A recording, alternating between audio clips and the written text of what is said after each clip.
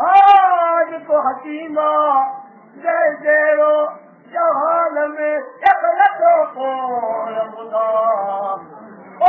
करी कबूली पारदा मजमजी देशा मुझे दिखाई नबी करीम और गया के मस्जिद दा निर्मल माला ओ पैदार दे ओ पिए जाओ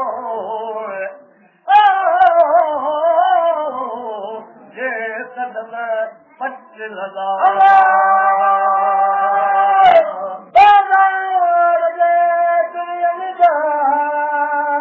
कदम पच लगा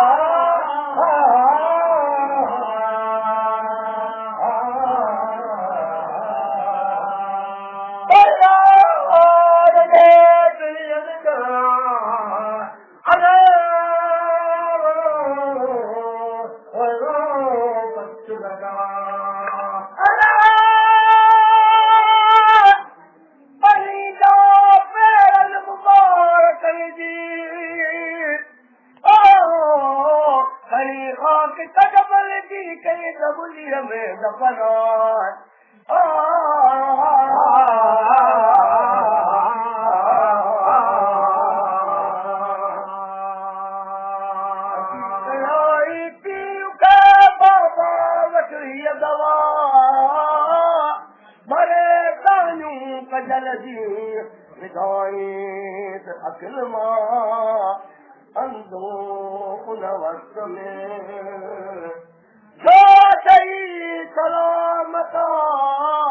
पोइ पुछाई दी के कहिड़ो इशारा ओ चयाई पीउ खे जेका कयाई हाजता ओ काविड़ा कतलवा ओ यहूदी उन वक्त मूंखे न घुर्गल अचियूं ऐं कदस तुर्क मातारा ओ आड़े अबूर अबदई अखिल में कढला तारा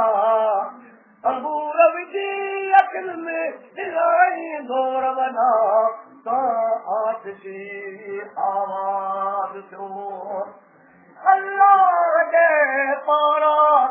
170,000 भेड़ा दौड़ दी कपिल निकल तारा शेखाबू मुंहिंजे बाबू बजे कदमन खाक कया या तुर देता नहीं यहूदी वक्ता चयाई पैदी अभी खे एरान पाला हल तव अस्सलाम वालेकुम मुंहिंजा प्यारा भाइरो हीअ मदाह मुकमल त न आहे पर अहिड़ी तमामु बहितरीनु